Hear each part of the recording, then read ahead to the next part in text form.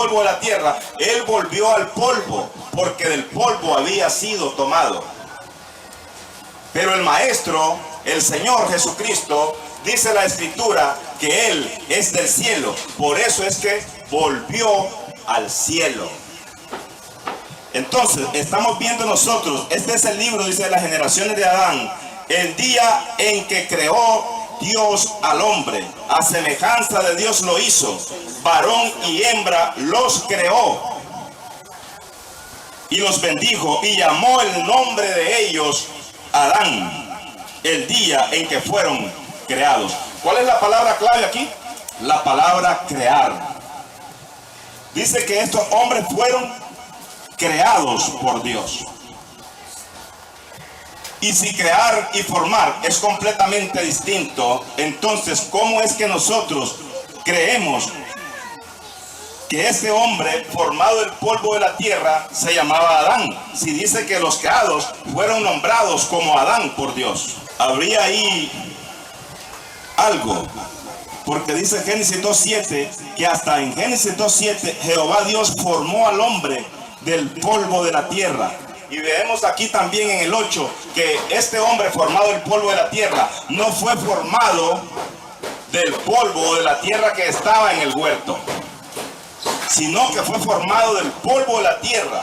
Y después que fue formado, versículo 8, 2:8, y Jehová Dios plantó un huerto en Edén, al oriente, y puso allí al hombre que había formado. Cuando plantó el huerto, después puso allí en el huerto al hombre que había formado. ¿De dónde lo había formado? Del polvo de la tierra. ¿Cómo se llamó esta generación? De hombres formados. ¿De dónde? Del polvo de la tierra. Pero los creados, ¿quiénes son? ¿Tenían carne y hueso en ese tiempo los hombres creados? Sí, tenían carne y hueso. Vamos a ver el libro de Génesis, capítulo 6. Después regresamos ahí solamente vamos a mostrar a través de las escrituras que sí, los creados también tienen carne y hueso. Dice Génesis, capítulo 6, 1 al 4. Aconteció que cuando comenzaron los hombres a multiplicarse sobre la faz de la tierra y les nacieron hijas, que viendo los hijos de Dios que las hijas de los hombres eran hermosas, tomaron para sí mujeres, escogiendo entre todas. ¿Quiénes fueron los que escogieron mujeres de los hijos de los hombres? Miremos algo muy importante. Existe, dice la Escritura, los hijos de Dios y los hijos de los hombres. Son muy diferentes. Un hijo de Dios no es aquel que pone los ojos cerrados para que no peque. El que pone aquella apariencia de piedad no es el hijo de Dios. Es importante porque el Maestro nos había advertido de esto, de que vendrán muchos con apariencia de piedad, pero con sus hechos negarán la eficacia de ella. Entonces volvemos a repetir estos dos versículos. Aconteció que cuando comenzaron los hombres a multiplicarse. ¿Cómo se llamaban los formados del polvo de la tierra? Que se me olvidó decir. En Génesis 2:7 aparece el nombre de ellos. Porque los creados, en Génesis 5:1, aparece que y llamó Dios el nombre de los creados Adán, de los creados. Pero el nombre de los formados del polvo de la tierra, dice la Escritura, y Jehová Dios formó al hombre del polvo de la tierra. Y fue el hombre, no dice y fue Adán, un ser viviente. No dice eso la Escritura, sino que dice y fue el hombre un ser viviente. ¿Cómo se llamaban los formados del polvo de la tierra? Hombres. Entonces dice la Escritura en Génesis 6:1, aconteció que cuando comenzaron los hombres a multiplicarse sobre la faz de la tierra y les nacieron hijas, que viendo los hijos de Dios que las hijas de los hombres eran hermosas, tomaron mujeres escogiendo entre todas. Versículo 3. Y dijo Jehová, no contenderá mi espíritu con el hombre para siempre, porque ciertamente él es carne, mas serán sus días 120 años. 4. Habían gigantes en la tierra en aquellos días. No es que del cruce de las hijas de los hombres con los hijos de Dios salieron gigantes, sino que dice que ya habían gigantes en la tierra. Volvemos a repetir el versículo 4. Había gigantes en la tierra en aquellos días, y también después que se llegaron los hijos de Dios a las hijas de los hombres, y les engendraron hijos, y estos fueron los valientes que desde la antigüedad fueron varones de renombre. ¿Verdad? De este cruce de hijos de Dios y de hijas de hombre, nacieron hombres valientes de renombre. ¿Quiénes eran estos hombres valientes de renombre? Los grandes hombres que han existido de Dios a través del tiempo y a través de las escrituras. Nos venimos dando cuenta de Adán, nos venimos dando cuenta de Noé, nos venimos dando cuenta de Abraham. Todos estos grandes hombres tienen la sangre de Dios. Porque ¿cuál sangre tienen los hijos en lo natural? La sangre del Padre. Y Jesucristo, siendo el Hijo de Dios, ¿cuál sangre fue la que derramó en la cruz del Calvario? La sangre del Padre. Pero como a nosotros nos han enseñado que es el mismo, ese es otro tema. Entonces volvemos a ver, ya vimos que existe una generación de hombres creados y otra generación de hombres formados. Luego ustedes lo pueden ir leyendo con calma. Colosenses 1:23. Entonces este Colosenses 1:23, hablando ya de la tercera orden, dice que en Gálatas 1:1 Pablo dice apóstol no de hombres. Él no era apóstol de los hombres de carne y hueso, o sea, de los hijos de los hombres.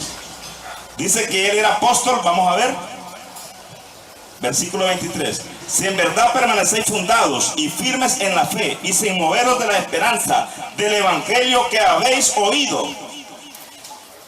No dice el que vas a oír ahorita. Que habéis oído está en tiempo pasado. Por eso es que vino el Espíritu Santo ¿a qué? A recordarnos. Porque este evangelio ya lo habíamos oído. ¿A dónde? En los lugares celestiales en Cristo Jesús. Y que ahora nos viene a ser recordado por el Espíritu Santo, llamado el otro Consolador. Pero este hombre de carne y hueso, llamado José Luis, no existía desde antes de la fundación del mundo. Y si este hombre no existía desde antes de la fundación del mundo, y Dios nos mandó a recordar por medio del Espíritu Santo este evangelio, ¿para qué nos mandó a recordar este evangelio a través del Espíritu Santo? Para volver a Dios. Y si este hombre no estaba desde antes de la fundación del mundo, ¿cómo es que está pensando que lo van a levantar del polvo y se va a ir al cielo? Porque este evangelio es para los que estuvimos con Dios desde antes de la fundación del mundo. Y este hombre de carne y hueso no estaba con Dios desde antes de la fundación del mundo, ¿o sí?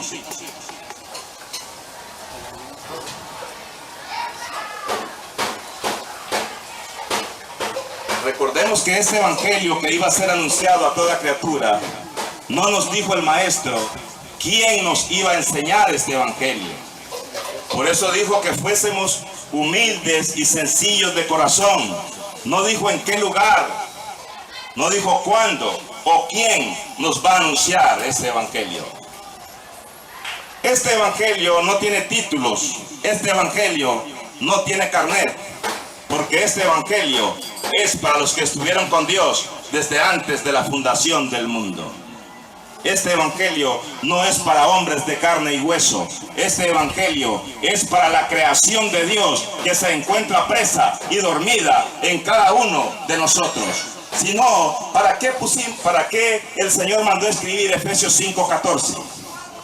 Dice la Escritura, por lo cual dice, despiértate tú que duermes y levántate de los muertos y te alumbrará Cristo. ¿Quién es el que nos va a despertar? ¿A quién va a despertar? Porque José Luis ha estado despierto bailando en las grandes discotecas modernas que los hombres han inventado. Llámese iglesias. ¿A quién es que va a despertar? Porque este José Luis ha andado bailando en todos esos lugares. ¿A quién es que iba a despertar? A aquel que estuvo con Dios desde antes de la fundación del mundo y que hoy está preso adentro de cada uno de nosotros, aprendiendo ¿qué? Exactamente lo mismo que Jesús vino a aprender a esta tierra.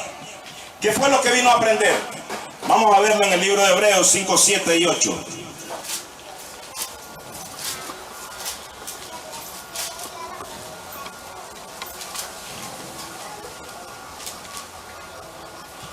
Y Cristo dice, en los días de su carne, ofreciendo ruegos y súplicas con gran clamor y lágrimas al que le podía librar de la muerte, fue oído a causa de su temor reverente. Y aunque era hijo, versículo 8, por lo que padeció, aprendió la obediencia.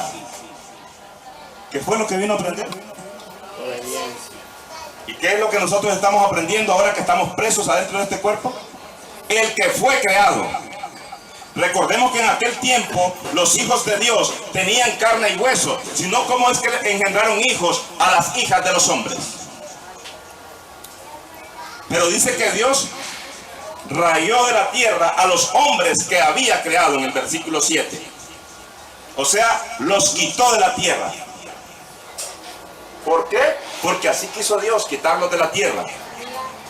Y estos hombres se habían metido con las hijas de los hombres. Ahora los hombres andan inventando que Jesucristo tuvo hijos con María Magdalena. ¿Verdad? Fíjese qué gran disparate. Cuando Dios no quiso allá esto que sucedió, mucho menos iba a querer que su hijo hiciera esto. ¿Por qué? Porque él venía a cumplir una misión específica. ¿Qué venía a cumplir? La obediencia. Lo que le había sido encomendado, eso es lo que él tenía que hacer. Entonces, ¿qué es lo que estamos haciendo presos adentro de este cuerpo? Si no, ¿por qué dice el libro de Hebreos capítulo 7, versículo 24? Romanos, perdón, capítulo 7, versículo 24. ¿De dónde aparece esa voz?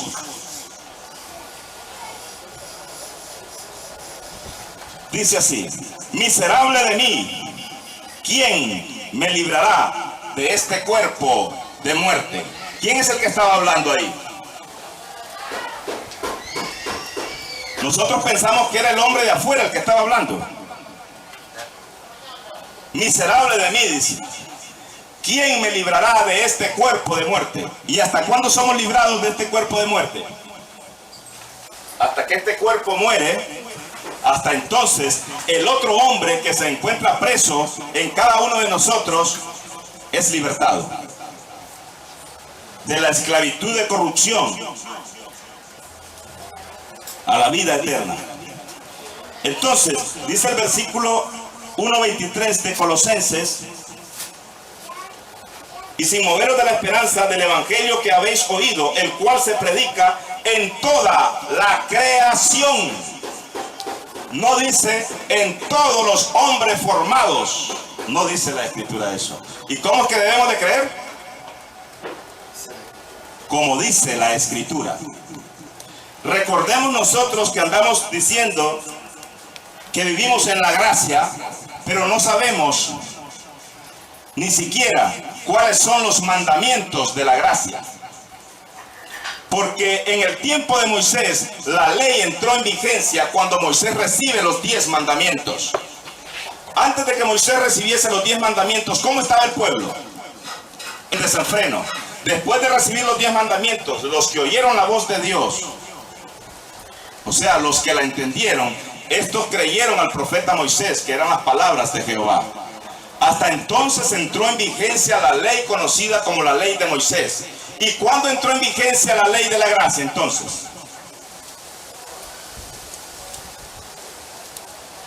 Porque nosotros hemos estado practicando el evangelio de los judíos.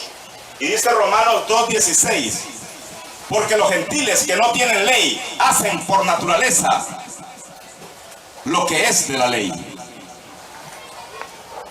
¿Cómo es que nosotros decimos que estamos en la gracia y estamos practicando los mandamientos de la ley? Por falta de conocimiento.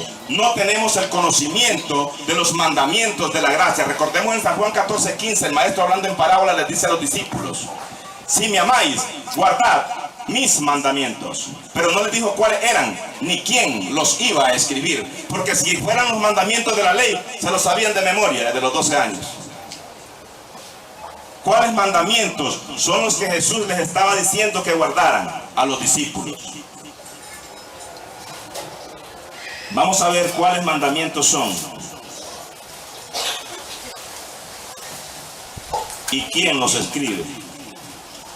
Primera de Corintios, capítulo 14, versículo 37. Si alguno se cree profeta, no es que es profeta, es que se cree profeta. Si alguno se cree profeta o espiritual, reconozca que lo que os escribo son mandamientos del Señor. ¿Quién escribe los mandamientos para el tiempo de la gracia? ¿Quién los escribe? ¿Ah? Los escribe el apóstol Pablo. ¿Cuándo fue que entró en vigencia la ley conocida como la ley de Moisés? Hasta que Moisés recibe los 10 mandamientos. Mientras nosotros no conozcamos los mandamientos de la gracia, ¿cómo hemos andado? En desenfreno, creyendo que le servimos a Dios y le servimos a los hombres, porque no practicamos ni conocemos los mandamientos de la gracia. ¿Quién fue el que escribió los mandamientos de la gracia? ¿Y cuáles son? Dice aquí que el apóstol Pablo fue el que escribió los mandamientos de la gracia. Lo que sucede es que a nosotros nos habían enseñado aquellos 2 mandamientos que salen en Mateo 22, 34 al 40. Y si logramos ver bien, dice la Escritura que estos mandamientos son para el tiempo de la ley. Vamos a leerlo. Mateo 22, 34 al 40. Dice que los 10 mandamientos se redujeron en 2. Dice así, Mateo 22, 34 al 40. Entonces los fariseos, oyendo que había hecho callar a los saduceos, se juntaron a una. Y uno de ellos, intérprete de la ley, preguntó por tentarle, diciendo: Maestro, ¿cuál es el gran mandamiento en la ley? Jesús le dijo: amarás al Señor tu Dios con todo tu corazón y con toda tu alma y con toda tu mente. Este es el primero y grande mandamiento. Y el segundo es semejante. Amarás a tu prójimo como a ti mismo. De estos 2 mandamientos depende toda la ley y los profetas. ¿Cómo es que debemos de creer? Como dice la Escritura. ¿En qué tiempo estaba hablando Jesús aquí en el libro de Mateo? Gálatas 4:4. Pero venido el cumplimiento del tiempo, Dios envió a su Hijo, nacido de mujer y nacido bajo el tiempo de la ley. ¿En qué tiempo es que Jesús anduvo? En el tiempo de la ley. Entonces de estos dos mandamientos dependían la ley y los profetas. No dice y la gracia también. Somos nosotros los que decimos porque así nos habían enseñado. Pero no tenemos culpa. Dice el libro de Hechos 17:30. Manda a Dios a todo hombre y en todo lugar, pasando por alto el tiempo de esta ignorancia, que se arrepiente. ¿De qué nos vamos a arrepentir? Por ejemplo, de andar diciendo que hay que diezmar. De eso nos vamos a arrepentir. Porque estas son obras que se practicaron en el tiempo de la ley, igual que el bautismo de agua. ¿En qué tiempo bautizaba Juan el Bautista? En el tiempo de la ley. ¿Cuál es el bautismo que Juan profetizó que venía detrás de él? ¿Era bautismo de agua? Sí, era bautismo de agua, pero de una agua que no es terrenal, sino de una agua que es celestial. Esa agua que es celestial es la única que puede quitar pecados. Porque si yo me voy al río a lavar la ropa y no llevo jabón, ni la suciedad le saca. Y recordemos que el bautismo de agua es un símbolo. No estamos en el tiempo de los símbolos, estamos en el tiempo de lo perfecto. O vamos a seguir haciendo ritos como los brujos. ¿Cómo es que vamos a hacer en este tiempo? ¿Las cosas que son de Dios o las cosas del tiempo de la ley? ¿Qué es lo que estamos viviendo? ¿La ley o la gracia? ¿A dónde es que estamos viviendo nosotros? Debemos de ubicar nuestros pensamientos. ¿Cuándo es que entró en vigencia la gracia? Tal vez por eso hemos andado un poquito desviados del conocimiento. ¿Cuándo es que entró en vigencia la ley conocida como la ley de Moisés?